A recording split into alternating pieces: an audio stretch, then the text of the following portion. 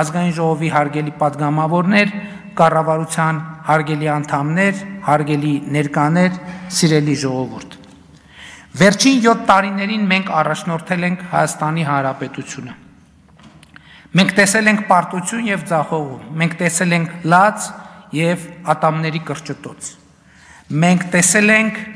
ողբերգություն եւ ցասում։ Բայց մեր հաղթանակն ու ուժը նրանում է, որ մենք առաջնորդել ենք այնտեղ, որտեղ թվում էր անհնար է առաջնորդել,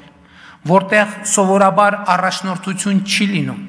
այլ լինում է քաոս եւ խուճապ, փլուզում եւ կործանում։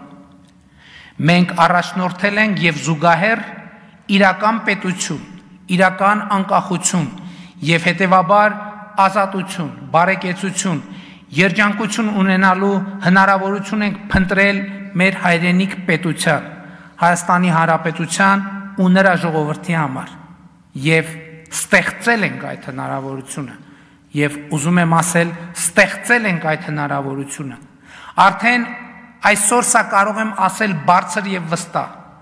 մենք մեր պատմության գագաթնակետին կուլմինացիային ենք հասել եւ մեր հազարամյա պատմության մեջ մեր պետության հարատեվությունն ապահովելու այսպիսի շանս երբեք չենք ունեցել իսկ բոլոր ռիսկերը որ գոյություն ունեն այսօր գոյություն են ունեցել միշտ բայց ռիսկերը եղել են շարունակական որովհետև չենք տեսել եւ հետեւաբար չենք օգտագործել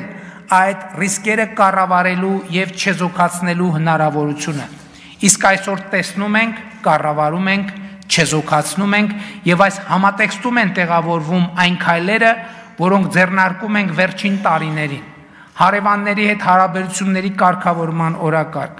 սահմանազատման գործընթաց խաղաղության համաձայնագրի տեքստի վերջնականացում խաղաղության խաչմերուկ նախագիծ այս բոլորը քայլեր են որոնք պետությունը եւ նրանում ազատ անվտանգ եւ բարեկեցիկ ապրելու քաղաքացու հնարավորությունը դնում են ամենակենտրոնում ամենից բարձր եւ առաջնահերթ ու սա է մեր ռազմավարությունը ու սա մեր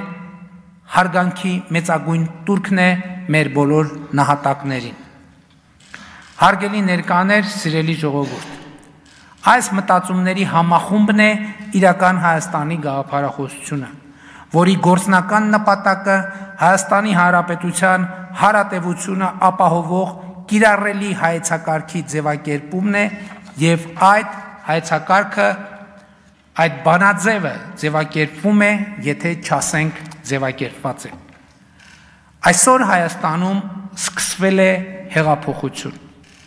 որը եթե ոչ առավել առնվազն նույնքան կարևոր է որքան 2018 թվականի ժողովրդական ոչ բռնի Թավշյա հեղափոխությունը եւ այդ հեղափոխությունն էլ է ավարտվելու ժողովրդական հաղթանակով տեղի է ունենում իրական Հայաստանի սոցիալ հոգեբանական հեղափոխությունը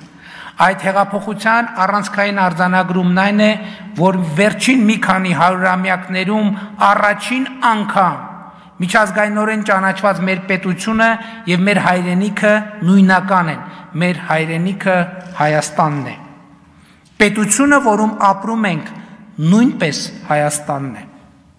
ընդդիմությունը այդպես էլ չի ընդունում սա չի հասկանում թե ինչ է նշանակում հայրենիքը պետությունն է կարգախոսը եւ ինչ բացատրություն ունի իսկ բացատրությունն այն է որ վերջին առնվազն 6